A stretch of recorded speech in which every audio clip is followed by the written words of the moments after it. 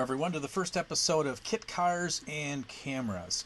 So over the course of the next few months, more than likely years, we're going to be working on lots of fun stuff. So far we've picked up a Kelmark GT. I do believe it's the last factory produced car that they built out of Michigan. So we've got that to play with. We picked up a Jaguar XK120 kit down in Iowa, sitting in the back of a semi-trailer, so fun story goes with that one. Currently we're looking at picking up a Aztec 7 out in Pennsylvania, so we're going to try to get that, and also doing a swap on a chop top Beetle that we picked up back in the snowbanks. Hopefully swap that for a Bradley GT2 that we're looking at. Also, we'll be playing with a bunch of different video equipment, lots and lots of different cameras. Currently this is being shot on a MacBook Pro, so we're using the built-in webcam. So give me your opinion on the camera quality, otherwise we can always get more.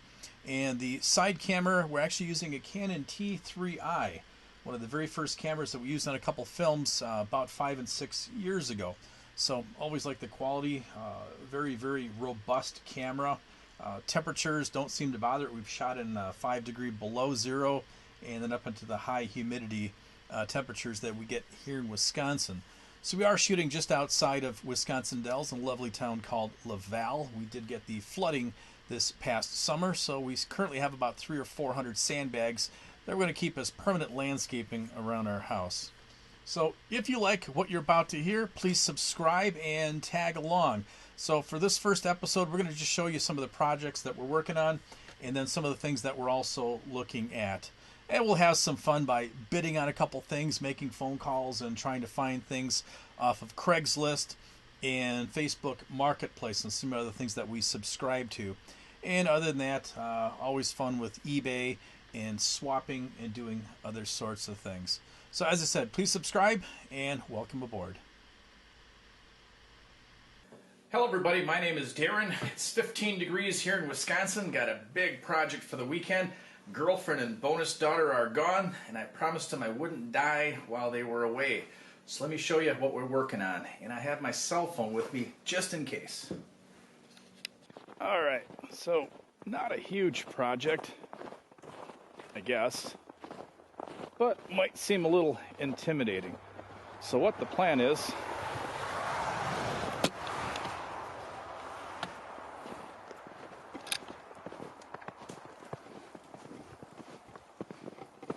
so as you can see, we got a pretty nice solid pan.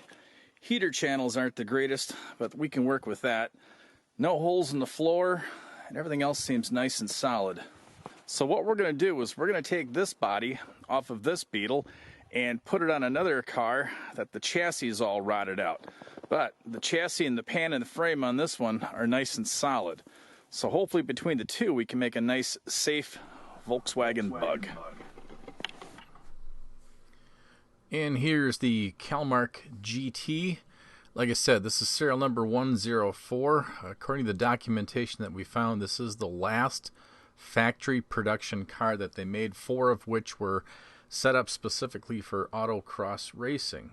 So kind of interesting history on this one. Like I said, should be the last one that Kelmark made over in Michigan. Other than that, brakes appear to be locked up. Doors severely sag. Motor seems a little tight, so we have to check and see if that's locked up. Other than that, we do have a couple other motors to pop in it. Seats are absolutely trashed. Rear parts of the floor pans are absolutely gone too, both driver and passenger side. So here's a shot of the seats. Like I said, the piping is all coming off. The foam itself is really good. So we did pick up a commercial Singer 20U sewing machine that we'll be using. So we'll see if we can't get that to remedy some of this old nasty looking seats. And other than that, it should be a fun little project. So we'll be doing a little bit of YouTube and Googling on that, see what we can come up with.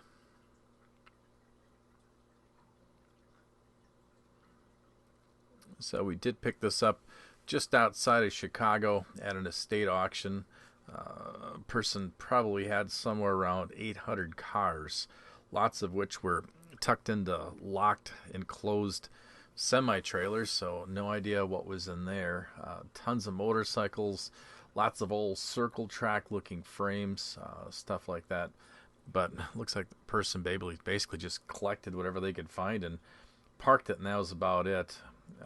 Peering down the carburetor, just gobs and gobs of rat junk and everything else. So probably would have been nice if they would have had an actual air cleaner on top of it to clean some of that. So I'll have to take the intake off and see if we can't see what's inside there. Here's the chop top Beetle we picked up. This is a 1967. Person did a fantastic job with the welding as far as the chopping and the channeling and all of that. Sad part is they cut the rails off the top of the door window tracks, so it'd be almost impossible to try to get this thing to line up.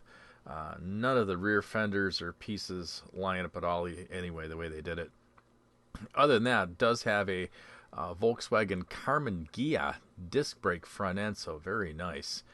And there's my girlfriend and partner in the back, Kim, of course, giving the famous Nixon wave there. So we did pull this back along with another chassis, so almost brand new shocks on this. Really nice steering gear. Like I said, front rack came off of a Ghia. Looks like it was all rebuilt, powder coated. The motor is a Mofico. I believe it's a 2275, so very, very nice motor. We did look it up on the website for Mofico, and they get somewhere around $4,000 or $5,000 for the motor.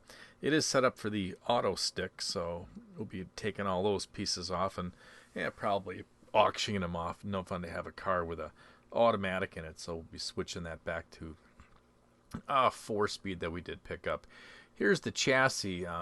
Fun part on this is the only way to get it back. The guy took his skid steer and had to set it across the top of the trailer. So now we got to get wheels on it, jack it backwards, and get it to slide back into the trailer without destroying the trailer. And then, like I said, try to get that pulled off. So fun little project. Other than that, also has a clean motor in it that actually turns over, and a 4-speed transmission that he said was good. This was going to be a donor car for a Laser 917 kit car that he was looking at building. But other than that, just everything else just absolutely trashed. So we will be pulling a bunch of pieces off of this to see what we can salvage. And like I said, motor stock 1600. We did run the VIN on the motor itself, so 1600. So a good deal on that. 67. Front end on this one is pretty well rotted off, so we'll be sticking on this, swapping it for the Carmen Ghia front end. Here's another 1974 Beetle that we did pick up. So body on this is really good. Unfortunately, this is the chassis that's absolute junk. So we did pull this back. Had a nice set of aluminum slots and a kind of bizarre 4-lug on the rear, and then 5-lug conversion to Chevy adapter on the front, but matching set of 4 wheels. We got a spare on here just to roll it back that actually held air. Like I said, body's relatively solid on this. Doors swing really nice. Interior, not much to speak of, but the pan itself absolutely gone. So we'll be jacking this up in the air and then pulling out the pan and everything out of this and pulling it back. Here's our wood hauler that we picked up for our tow vehicle. The guy said he would never drive this as his daily vehicle, but we did hit the salvage yards up in Neenah and Fond du Lac. Picked up almost really clean, almost brand new looking box for it. Picked up the rear half doors and then front fenders and some other pieces. Pulled out the seats, both the front and the rear, and get that all swapped out. This was a interesting trade. We had a little pop-up camper guy really wanted, and he had the truck in this 49-year-old Mallard camper at the time. So we swapped the truck and camper that we picked up and gave him the pop-up camper and made a couple bucks on the deal also. Yeah, so not bad on that. Did a lot of work on inside the camper as far as running new wiring and getting it all put back together. And so, like I said, those are the projects we'll be working on here. amongst other things. So if you do like it, please subscribe. Buttons below. And other than that, we will be giving a free set of sound effects that we put together on a movie we did a few years back. So some racing sound effects. So like I said, if you guys like it, please subscribe. And thank you.